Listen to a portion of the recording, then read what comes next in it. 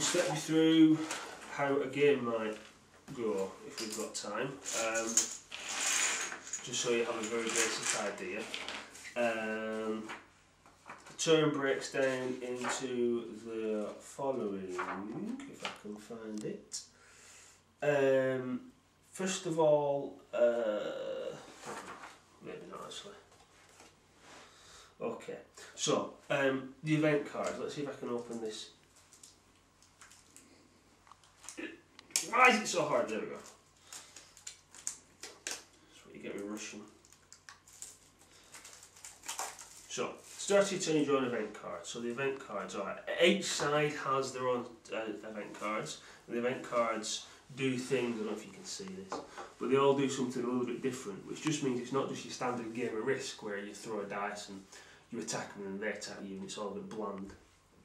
All the events do special things, transfer one enemy worship or storm elemental from its current space to one adjacent sea space of your choice.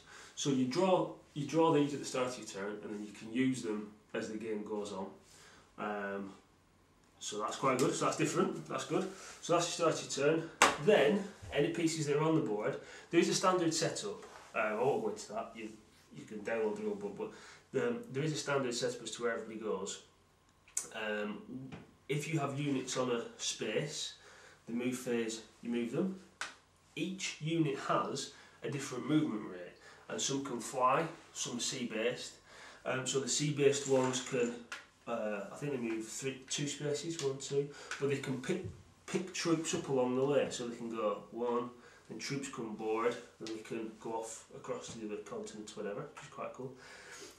Dragons, they can fly, so they can move over enemy figures. Normal figures count, so that's quite cool. So you move all your guys around. You take it in turns. So when it's your turn, you move all your pieces. If you were to move onto an enemy, so let's mock up a little fight here. If you move onto an enemy,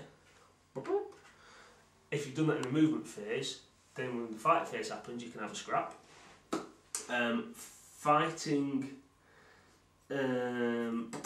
Fighting happens all at the same time, so one person rolls dice, the other person rolls dice. You've got to get over 6 or over to kill the other side. You both roll. It's possible to both kill each other because you both might roll over 6. Now the way combat works is every unit rolls a number of dice, and there's different size dice as well. So if a unit rolls a larger dice, obviously there's more chance of that getting over 6 and therefore winning. So what we'll do is, as an example, we'll take this guy here who looks to be a fighter, and he rolls a 10-sided dice, which is this dice. And he fights that guy there, who is cunningly also a fighter, but of the other side. So they both roll. That's a 10, so he hits. That's a 2, he misses. So, boom, dead. That's fighting, nice and easy. Different pieces have different abilities. So like a siege weapon, if a siege weapon is fighting, if a siege weapon's fighting, if it's attacking it can roll 2 dice, but if it's defending it can only roll 1 because it's designed for siege warfare. So you fight your battles. Basically, the fighting keeps going on until either they're wiped out or you decide to retreat. So you can attack and then you choose to keep fighting until you pull back or they're dead. Nice and simple. There's also, you notice, there's other areas on the map as well. These dungeons. These, these little tokens come in. These dungeon tokens. What you can do is, at the start of the game, you shuffle these and place the monsters, place these doors in all the dungeons.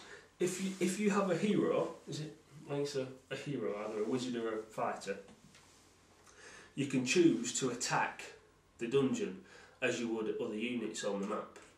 And when the fighting happens, you flip it over and you see what beast is lurking within the dungeon.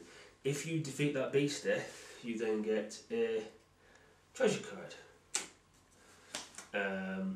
which is good. Treasure cards give you victory points.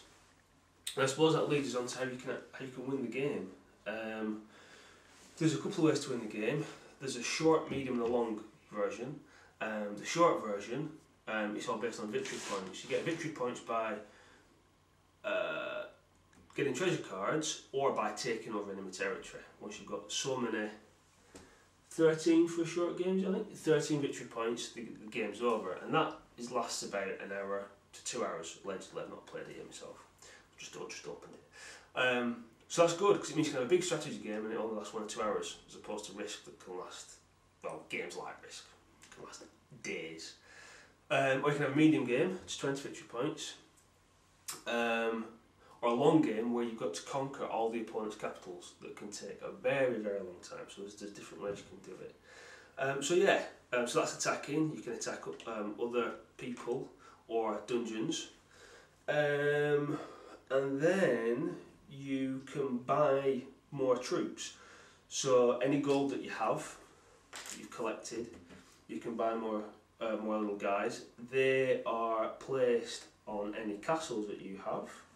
So if you built a castle, so you built a castle there, you reinforce at the castle. So it's quite important, it's a point of strategy. As you're sort of invading other lands, if you want to like have a stronghold where you can create guys from, put the castle there, and then you can move out from there. You don't have to start here and wend your way over. So that's quite clever.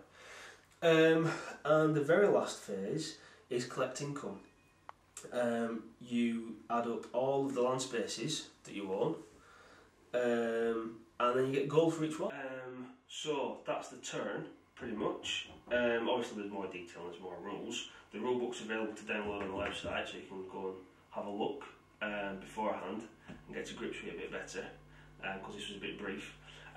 One other feature I like about the game is you can have alliances. So you can have a 4-player, so it's 2, 3 or 4 player. If you have a 4-player game, you can either have a free-for-all where everybody's out for himself, or one side can ally, it can be 2 versus 2, which is quite cool. You can move through your allies. You can't attack at the same time and such, but you can move through their squares or territories, whatever they're called. So yes, that's quite cool. So if you like it, have a look at the website. I'm talking on a forum. We'll mention it on the forum. We're on Facebook and we're on Twitter. We've got a blog there as well, and this is actually in stock in the store as well at this moment in time if you want to come along and purchase it, because it's very good. So that's my tips. Thanks for watching and see you next time.